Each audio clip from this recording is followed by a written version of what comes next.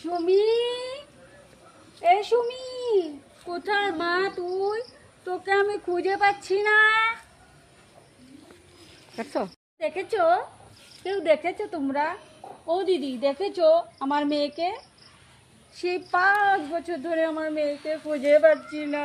জানো, ওই সেই 5 বছর আগে যখন আমি থানাতে গিয়েছিলাম, জানো, তখন আমি থানায় যে গিয়েছিলাম রিপোর্ট করতে, তখন আমাকে বলেছিল যে যা যা ঘরে যেয়ে ঘুমিয়ে পড়, তোর মেয়ে জোয়ান আছে এসে যাবে।